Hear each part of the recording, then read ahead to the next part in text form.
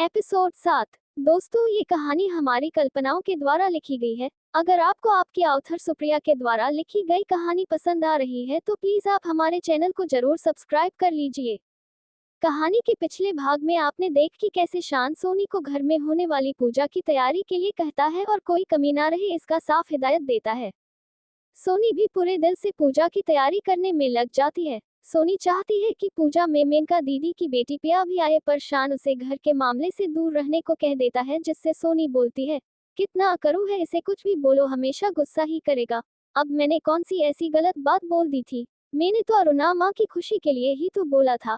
फिर वो अपने काम में लग जाती है। थाली में पूजा के लिए फूल लाते टाइम सोनी शान से टकरा जाती है और सारा फूल सोनी और शान के ऊपर गिर जाता है, जिससे शान गुस्सा भी करता है, पर सोनी भी उसे सुना देती है और एक छोटी सी नोकझोंक हो जाती है। पर फिर शान माँ की तबीयत पूछ कुछ काम है बोलकर घर से बाहर चला जाता है। कहानी अब आगे। शान को बाहर जाते देख अरुणा सोनी को पूछती है, कहाँ जा रहा है ये लड़का? इसे पता है जबकि घर में पूजा, फिर भी इसे काम करना है और इसे कुछ दिखता ही नहीं है, कौन समझाए इसे?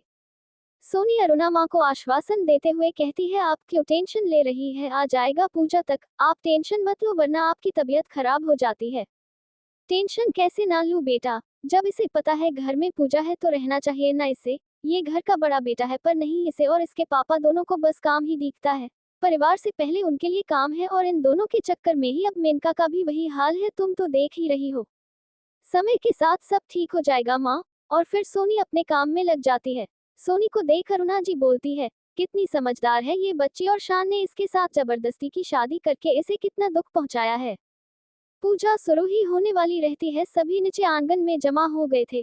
प्रशांत यादव भी नीचे आसन पर पंडित जी के बगल में बैठ गए थे और सब भी मेनका अरुणा सभी अपना अपना जगह ले बैठ गए थे।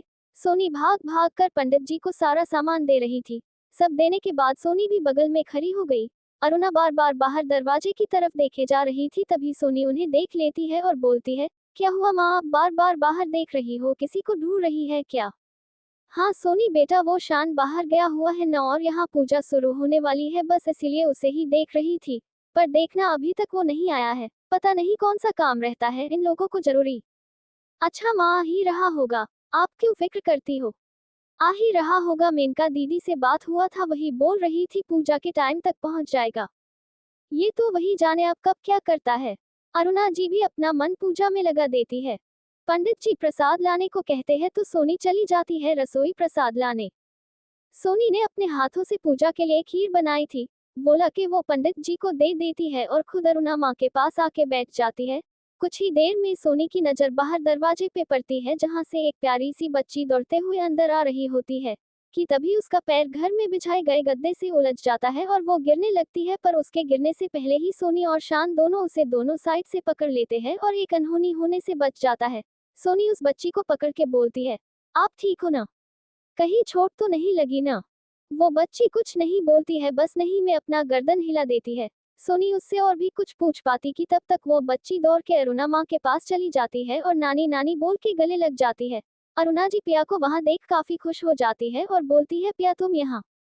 पिया, यही है पिया जिसके लिए अरुणा माँ इतनी परेशान थी, सच में बहुत प्यारी बच्ची है। और शान की ओर घूम के सोनी कहती है, तो ले आई ना तुम पिया को, अब होगा पूजा में रौनक। अब देखो अरुणा माँ के चेहरे पे भी कितनी खुशी है। शान सोनी को बिना कुछ बोले घर के अंदर चले जाता है।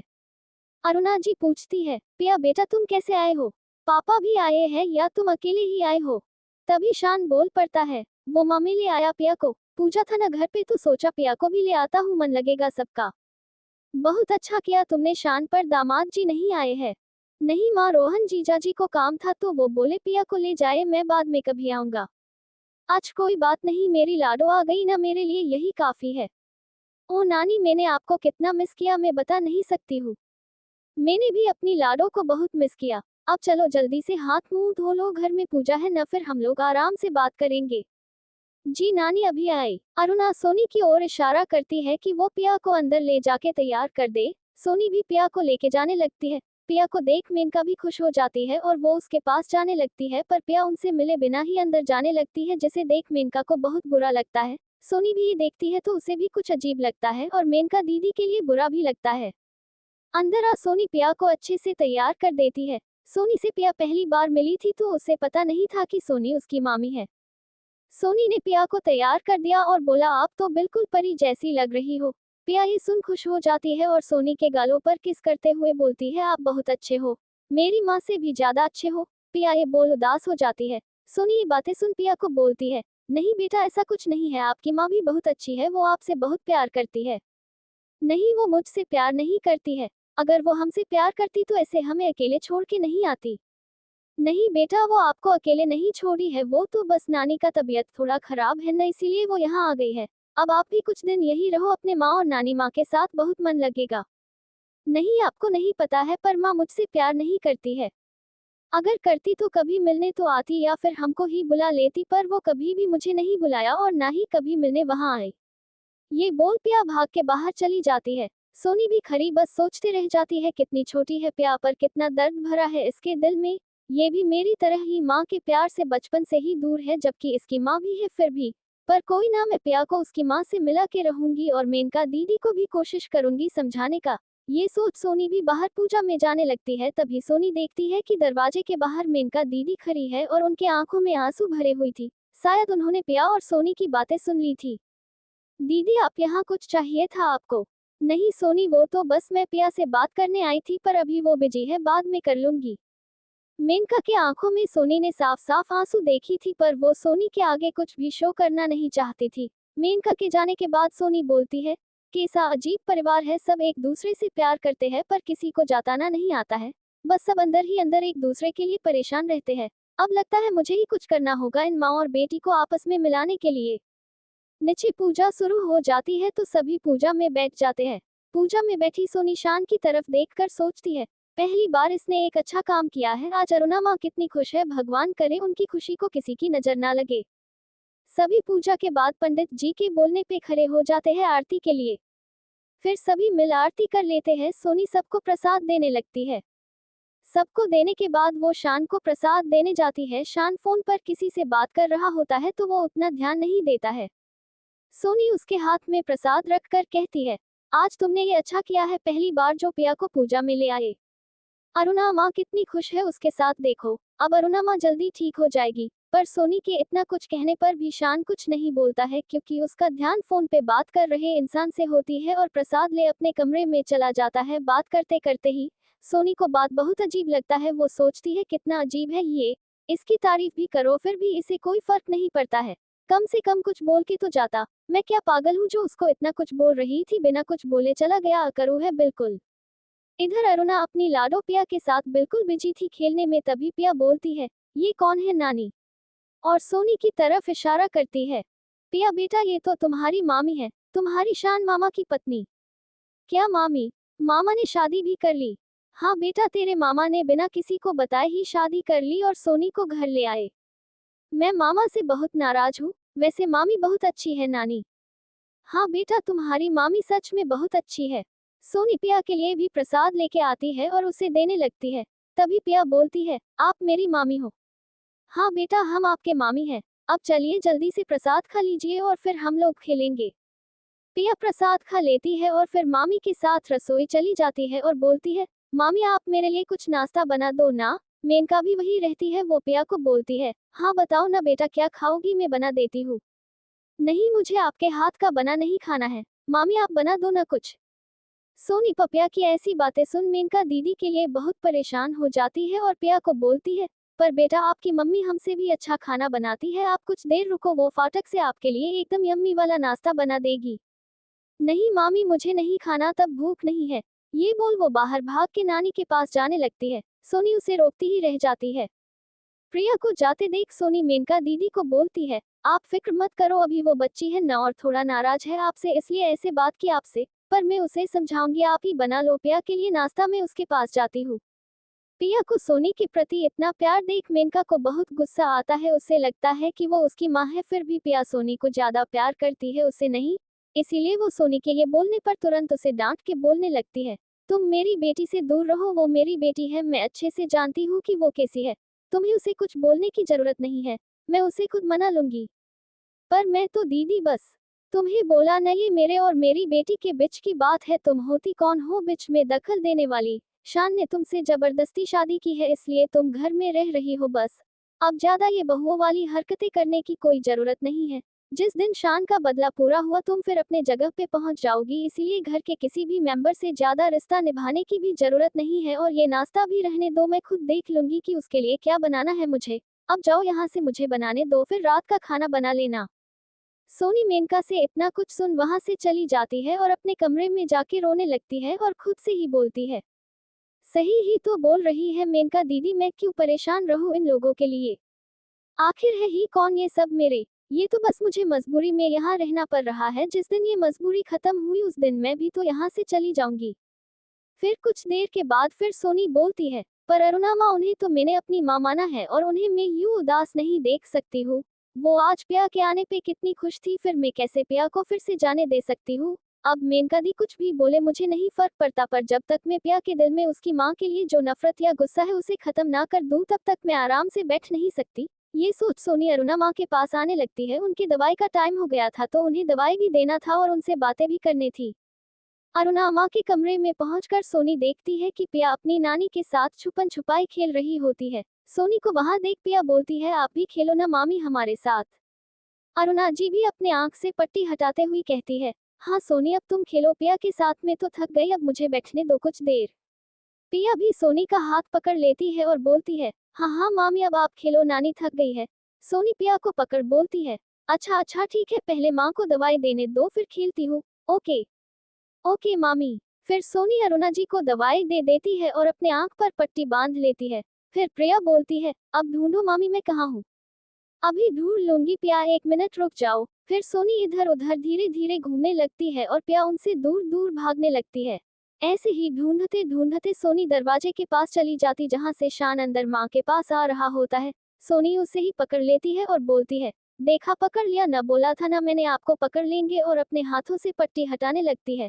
पर जैसे ही सोनी पट्टी हटाती है तो उसे पिया दूर खड़ी दिखती है। फिर सोनी सोचती है हमने किसे पकड़ा। जैसे ही सोनी पीछे मुड़कर देखती है तो शान को देख चौंक जाती है और बोलती है, तुम यहाँ। शान पहले से ही किसी बात से गुस्सा रहता है और सोनी को यूं खेलता देख भड़क जाता है और बोलता है, ये क्या बच्चों जैसी हरकतें कर रही हो तुम, बच्ची हो क्या। वो मैं पिया के साथ खेल रही थी, गलती से तुम्हें पकड़ लिया। तभी पिया बोलती है, मामा अब आप चोर बनोगे, मामी ने आपको पकड़ा, और शान का हाथ पकड़ जिद करने लगती है। शान पहले से ही किसी बात से गुस्सा रहता है तो वो पिया को काफी सख्ती से मना कर देता है और बोलता है कि वो थोड़ी देर आराम कर ले या आराम से बैठ जाए। शान सोनी की ओर देखकर कहता है, और तुम ये क्या बच्चों के साथ बच्चे बन जाती हो, घर में इतना सारा काम रखा हुआ है और तुम यहाँ खेल खेल रही हो। शान के इतना सख्त आवाज में बोलने से पिया डर जाती है और सोनी के पीछे छिप जाती है, जिसे देख सोनी शान से बोलती है, ये क्या तरीका है बात करने का, वो बच्ची है ना, प्यार से भी तो समझा सकते थे ना, नहीं खेलना तो बोल दो, इसमें गुस्सा करने क्या जरूरत है, अब देखो ये कितना डर गई है। शान सोनी के बातों को इग्नोर कर माँ के पास जाके कहता है, माँ आपका सारा दवाई है ना, मैं बाहर जा रहा हूँ लेते आऊंगा, अगर कोई खत्म है तो। अरुणा को दवाई के बारे में कुछ नहीं पता था तो वो शान को बोलती है कि ये तो सोनी को पता होगी और सोनी को बुला के पूछती है। सोनी शान को बता देती है कि माँ के बीपी का दवाई खत्म हो गया है तो वो लेते आए। शान ये सुन चला जाता है। सोनी पिया को उदास देखकर कहती है, तुम उदास क्यों हो रही हो पिया बेटा, मैं हूं ना, मैं खेलूंगी ना तुम्हारे साथ। और पिया के साथ फिर से खेलना शुरू कर देती है।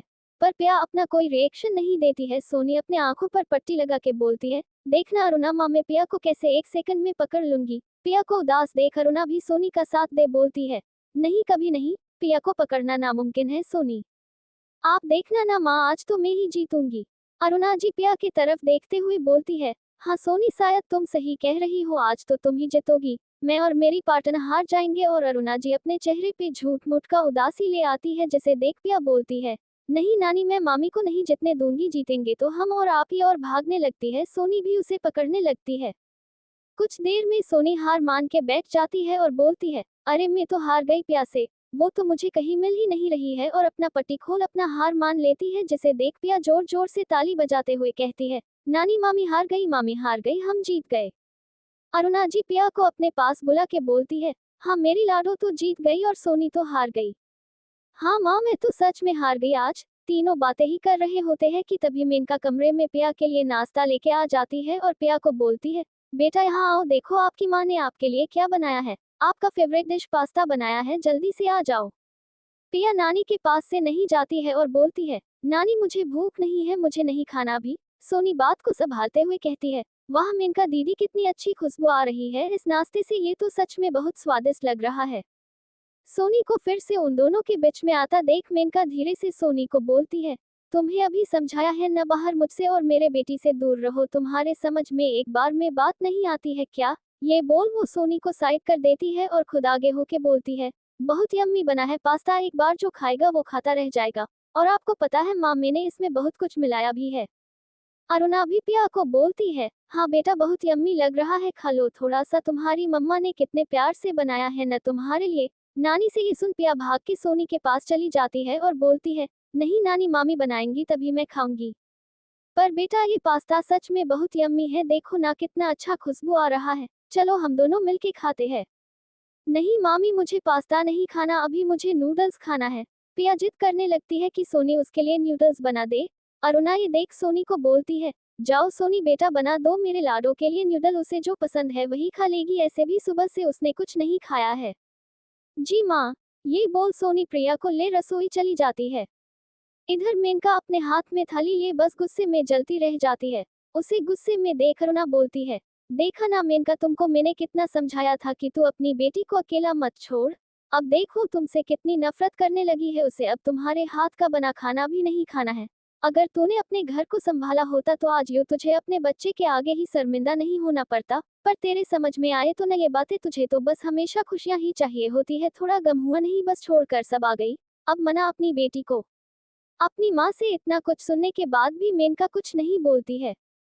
उसे अभी भी अपने किए हुए गलती का एहसास नहीं होता है, उसे अभी भी यही लगता है कि शायद सोनी ने उसके बच्चे को भड़का दिया है कि वो मेरे पास ना आए, और ऐसे ही सोचते वो माँ के कमरे से पैर पटकते हुए चली जाती है और रसोई में आके देखती है कि सोनी उसके साथ हंस हंस के बातें कर रही है और उसे बोल रही है कि वो उसके लिए सबसे स्वादिष्ट नाश्ता बनाएंगी। ये सुन मेनका को और गुस्सा आ जाता है और वो अपने हाथ में ली हुई पास्ते की थाली को देखकर बोलती है, क्यों मेरा बनाया हुआ स्वादिष्ट नहीं था?